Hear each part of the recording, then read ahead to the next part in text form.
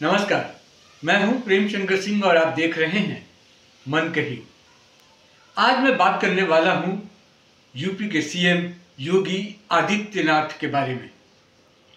योगी जी अपनी राह खुद बना रहे हैं, यानी कि आने वाले समय में जो भारत की, जो देश की राजनीति होने वाली है और जो देश का मुखिया होने वाला है, यानी कि जो केंद्र में रहने वाला एक राजनेता है, वो अगर योगी आदित्यनाथ हो, मैं उनका नाम लूं तो ये गलत नहीं होगा।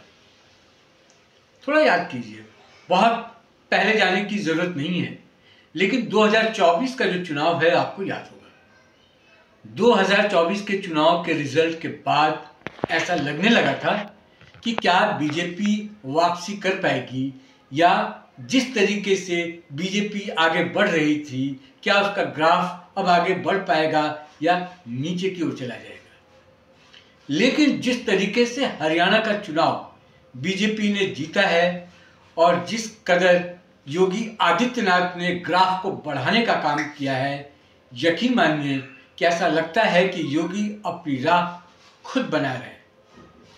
एक बयान आया और इस बयान को लेकर खूब चर्चाएं हुई, बहस हुई।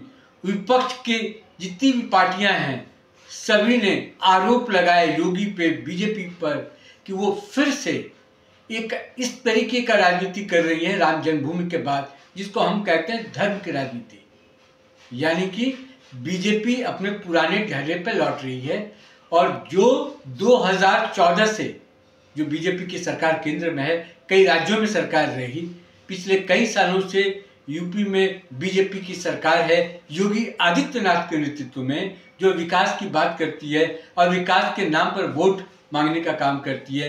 क्या वो फिर धर्म के नाम पर वोट मांगने निकल पड़े हैं और क्या सफलता उनको मिलेगी?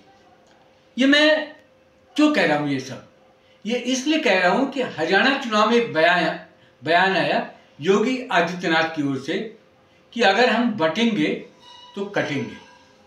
इस बयान को लेके खूब शोर किया गया, खूब आलोचना की गई। विपक्षी पार्टियां कहने लगी कि ये फिर से दो लोगों को, दो समुदाय के लोगों को भड़काने का काम कर रहे हैं।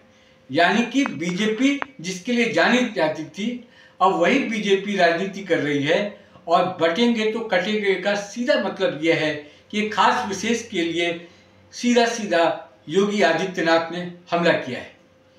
लेकिन उस वक्त तक इनको ये नहीं पता था, क्योंकि विपक्षी पार्टियां जो हैं, जो 2024 में उनको लगता था कि पीडीए और संविधान खतरा में है कहकर जो कुछ सीटें उनकी बढ़ी हैं, यानी कि जो दलित वोट या जो ओबीसी वोट जो उनके पाले में आए, उनको ये लगता रहा कि इस बार के हरियाणा चुनाव में भी कुछ ऐसा होने वाला है। लेकिन योगी आदित्यनाथ ने पूरा पासा जो है, पूरा गेम जो है, वो पलट कर रख दिया। अब ये कैसे है, ये कैसे संभव हुआ? मैं एक और एग्जाम्पल आपको देता हूं कि इस बार के महाराष्ट्र चुनाव में भी कहने वाले लोग कह रहे थे कि इस बार पीएम मोदी, अमित शाह से ज्यादा योगी आदित्यनाथ की मांग थी। झारखंड में योगी आदित्यनाथ की मांग थी।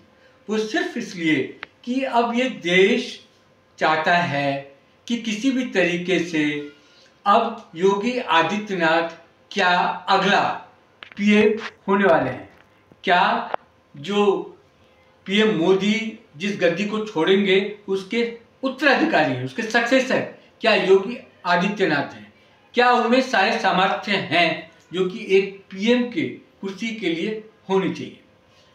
मैं तो ये कहता हूं कि योगी आदित्यनाथ जिस तरह की राजनीति कर रहे हैं और जिस तरीके के समाज को लेकर वो चल रहे हैं, उस समाज में योगी आदित्यनाथ जैसा राजनेता, जो कि एक कुशल शासक भी है, समाज को समझता भी है, और अगर आप पिछले कुछ सालों के उनके कार्यक्रम को, उनकी योजनाओं को भी आप ध्यान देंगे तो जो सीधा सीधा उन पर आरोप ये लगता है कि वो मुसलमानों के साथ भेदभाव करते हैं या सिर्फ हिंदुओं की बात करते हैं, तो ऐसा उन्होंने कभी किसी योजना के माध्यम से, या केंद्र की बात हो या फिर यूपी की बात हो या किसी भी स्टेट की बात हो जहां बीजेपी की गवर्नमेंट है, वहां ऐसा कहीं देखने को नहीं मिलता की योजनाओं में भेदभाव किया जाता है। बड़े ही सदे तरीके से योगी आदित्यनाथ एक एक करके आगे बढ़ रहे हैं। अगर 23 नवंबर को जो चुनाव के नतीजे आने हैं झारखंड और महाराष्ट्र में, अगर बीजेपी वहां भी जीत हासिल कर लेती है, क्योंकि अभी तक ये बयान जिंदा है कि बटोगे तो कटोगे, यानी कि समाज को जोड़ने की बात कह रहे हैं। विपक्षी दल ये कह रहे हैं कि ये दो धर्मों की बात कर रहे हैं, ये लड़ाने की बात कर रहे हैं, ये मारने मराने की बात कर रहे हैं। लेकिन दरअसल सच्चाई ये है कि बीजेपी की ओर से जो इस बयान की व्याख्या की गई, उसका सीधा मतलब ये है कि समाज को जो जोड़ने का काम विपक्ष कर रहा है वो नहीं होना चाहिए, और अगर हम बढ़ जाते हैं तो हम कटेंगे। कटने का मतलब है कि उसमें बाहरी सेंध लगाने वाले लोग आ जाएंगे, यानी कि जाति के नाम पर धर्म को बांटने की जरूरत नहीं है। और ये खुले तौर से कह रहे हैं, और ये भी कह रहे हैं कि जहां जहां ऐसा हुआ है वहां की स्थिति आप देख लीजिए, चाहे वो बात पाकिस्तान की हो, चाहे वो बात बांग्लादेश की हो। ताज़ा उदाहरण बांग्लादेश की आप ले लीजिए कि अगर आप एक नहीं होंगे, समाज एक नहीं होगा, आप में बिखराव होगा, तो जाहिर सी बात है कि बाहरी हमलावर हैं, चाहे वो कोई भी हो सकता है, वो इसका फायदा उठाएंगे। मुझे लगता है कि हरियाणा चुनाव में ये बात लोगों को समझ में आई और वो कन्वर्ट हुआ, उसी हिसाब से वोटिंग हुई और तिबारा यानी कि तीसरी बार बीजेपी वहां चुन कर आई। यानी कि पार्टी जो कर रही है, पार्टी की जो विचारधारा है, बीजेपी की मैं बात कर रहा हूं, वो अलग काम कर रही है। लेकिन साथ साथ योगी आदित्यनाथ शुरू से जो उनकी राजनीति रही है, जो उनकी विचारधारा रही है, जो उनकी सोच रही है, वो उसके मुताबिक चल रहे हैं। और यूपी में पहले से भी कई ऐसे मुद्दे थे जिसको छूने की हिम्मत बड़े बड़े नेता नहीं कर पाए। उन तमाम मुद्दों को लेकर योगी ने बेबाकी से अपनी बात रखी। इसकी कौन परवाह करे कि कल को उनकी सत्ता रहेगी या नहीं रहेगी, वो मुख्यमंत्री बनेंगे या नहीं बनेंगे। लेकिन अगर उनको लगता है कि ये बयान सही है तो उस बयान को उन्होंने जोर शोर से रखा, यूपी की जनता के सामने रखा, देश की जनता के सामने रखा, और उन्होंने अपने विचारधारा को सीधे तौर पर बताया कि मैं ऐसा सोचता हूं। अगर आप मेरे साथ हैं तो आप मुझे वोट करें, पार्टी को वोट करें, मेरा साथ दें। अगर आप मेरे साथ नहीं हैं तो भी आप खुलकर बोले। लेकिन मैं जो कह रहा हूं वो बात सीधे सीधे समाज से जुड़ा हुआ है, समाज से उसका सरोकार है।